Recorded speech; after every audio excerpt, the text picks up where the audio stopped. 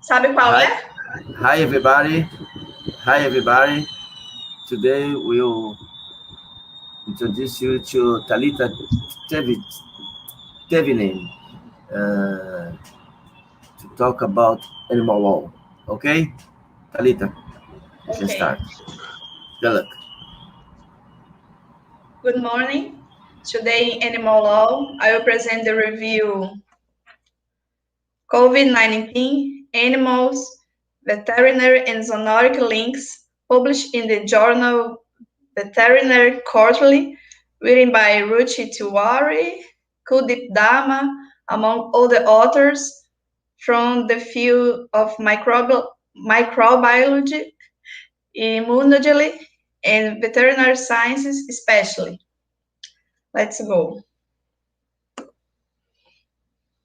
The COVID-19 outbreak once again proves the potential of animal-human interface to act the primary source of emerging zoonotic diseases.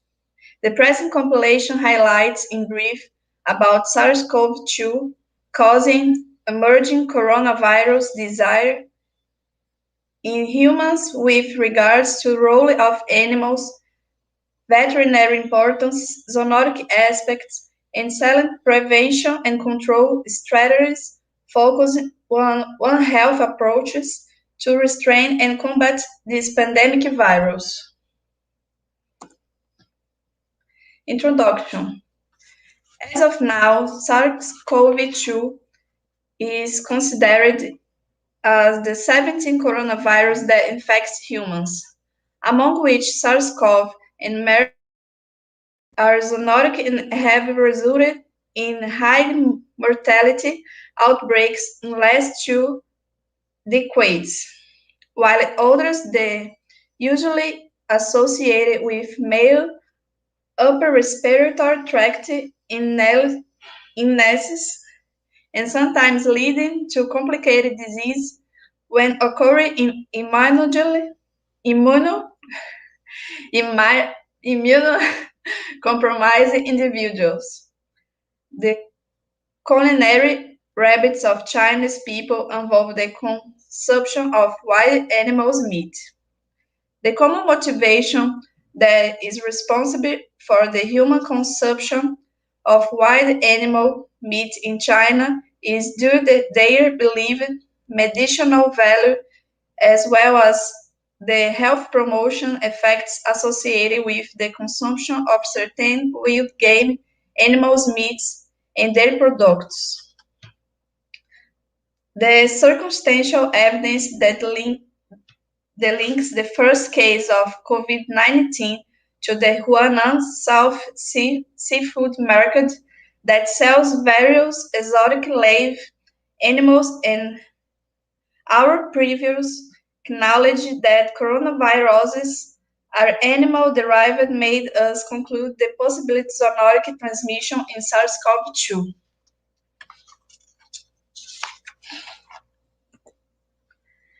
China is home for several farms that rear several animal species such as deer, snakes, porcupines, foxes, civets, bears, turtles, bamboo rats, minks, and birds. Such farms from the targets to find the origin of SARS-CoV-2. Before declaring snakes, pangolins, or even dogs as the reservoir host of SARS-CoV-2, a set of established principles called as the Koch postulates have to be satisfied.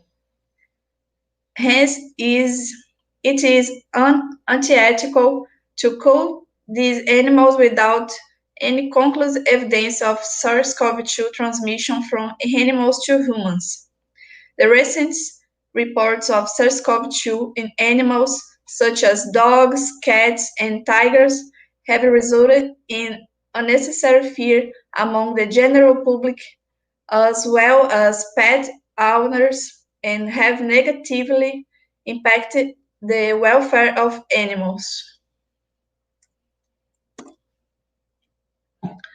COVID-19 SARS-CoV-2 animals, veterinary, zoonotic links, and transmission. Coronaviruses affect animals. As coronaviruses have a broad animal host range, several animal species harbor these pathogens, and only a few of them get a severe infection. In Figure 1, zoonotic links are SARS-CoV-2. Bat has been reported as the reservoir source of SARS-CoV-2. The intermediate host is not yet elucidated clearly, and presently snake and or pangolins are reported to the immediate host. Reports regarding the transmission of SARS-CoV-2 from human to animal have been speculated. The study also shows the SARS-CoV-2 replicated poorly in pig, chicken, and duck, while ferrets and cats are susceptible.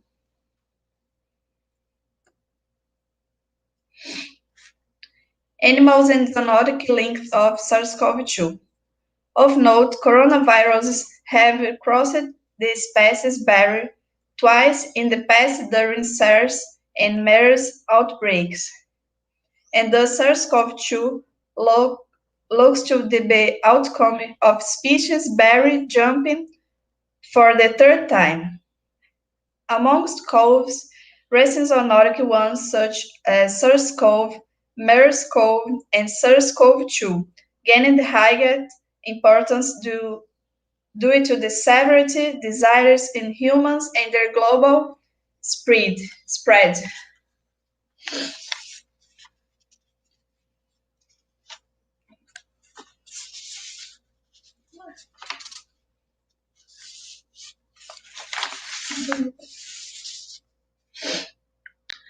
Due to mutation in the RBD region of S gene of CoVs, the host range gets expanded to infect all the host species of animals or humans. Pathogenicity and transmissibility of virus may further get altered and increased, becoming a matter of global worry. While such the source of SARS-CoV-2, it was observed that the initially infected individuals had a common exposure spot. It was South China with seafood wholesale market in Wuhan, Hubei province, China, where restaurants are famous of offering very small and large domestic animals, wild animals, and live animals including poultry, rabbits, bats, snakes, pangolins, turtles, hogs, badgers, and marmots for human consumption. It was assumed that SARS-CoV-2 got initially transmitted from animals to humans, followed by maintained via human-to-human transmission. Two scenarios of the emergence of SARS-CoV-2 are being projected. First is the natural selection of virus that may have occurred in an animal host before transmission to humans, and the second is that natural selection of a virus or has occurred in humans after zoonotic transmission. Bats are ideal reservoir hosts of CoVs, as viruses are persistently present in bats in being asymptomatic. They travel across the forests in search of food and transmit the virus to a variety of hosts they come in contact with. In China, bats are not only sold for food purposes in live animal markets, but they are an integral part of traditional Chinese medicine, and wild bats are used to obtain bat-derived compounds. In the current COVID-19 pandemic, laboratory findings confirmed that SARS-CoV-2 is also 96% identical to the BATS-CoV at the genomic level, and hence bats may be primary source of the zoonotic spillovers.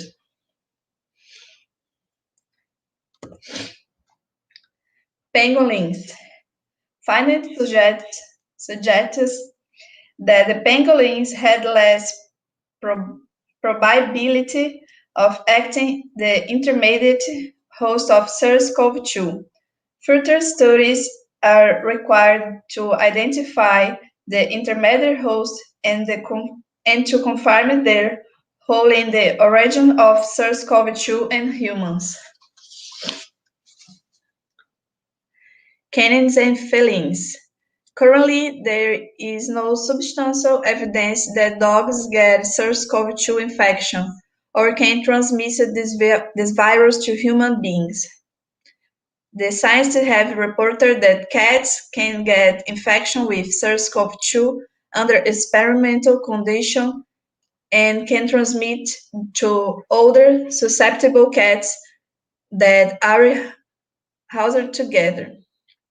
A serological study was conducted among the cats of Wuhan that observed the presence of SARS-CoV-2 neutralizing antibodies.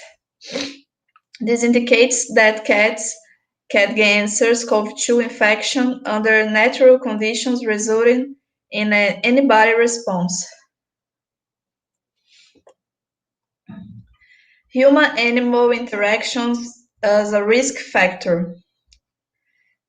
Some researchers opine that traditional cooking practices of China are also responsible to some extent for the occurrence of novel COVID infection in humans, because as per the Chinese food customs, live-stored animals are considered more nutritious.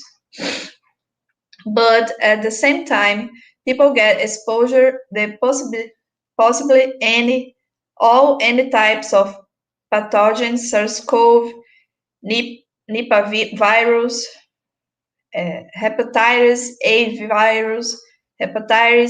A virus, norovirus, rotavirus, highlight pathogenic avian influenza virus present of the offered food items.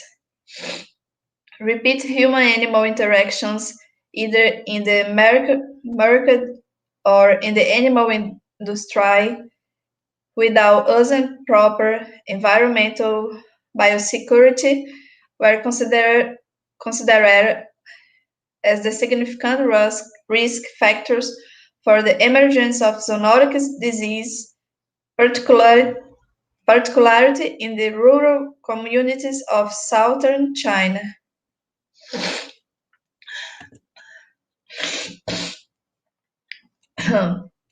Prevention and control. It is not the first time that live animal markets in China have been identified as the epicenter of emerging novel zoonotic disease. For preventing the likelihood of another zoonotic outbreak, closure of all the live animal markets is a necessity. However, the deep connection existing between these live markets and the Chinese culture makes the permanent ban practically impossible. Due to the possible role played by live markets in the origin for SARS-CoV-2, a temporary ban has imposed on the wildlife trade in China, which was again canceled merely after 4 months of the outbreak as COVID-19 summed under control in China. Purchase of live dead animals like dogs, cats, bats, birds, ostriches, rabbits, hamsters, scorpions, badgers, pangolins with peculiar scales, anteaters, minks, palm civet, snapping turtles, ducks, fishes, Siamese crocodiles. Again, started in more than hundreds of animal markets without imposing strict hygienic preventive measures, and this may again be a predisposing factor for recurrence of health and ailment due to COVID-19 in China. About decision on the future of wild animal trade in China is a necessity to prevent possible future outbreaks such as zoonotic spillover, and hence international agencies like WHO, FAO, and OAA, IA must frame strict guidelines with regulations and conditional penalties on purchase of food animals in markets for safer future. A thorough ban on the wild animal trade will affect the livelihood of a substantial proportion of the population. Hence, such a move will only shift the trade of wild animals to the black market. Conclusion and future prospects.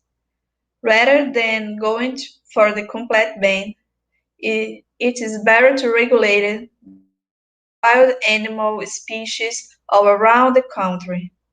The emergence of newer zoonotic infections like SARS-CoV-2 is inevitable in the future.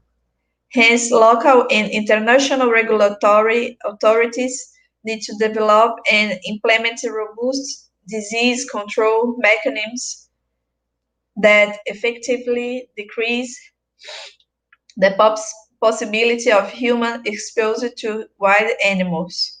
The SARS-CoV-2 outbreak is just another critical example that proves the existence of a close but straightforward interaction between humans, animals, and environmental health can get potentially result in the emergence of a deadly pandemic.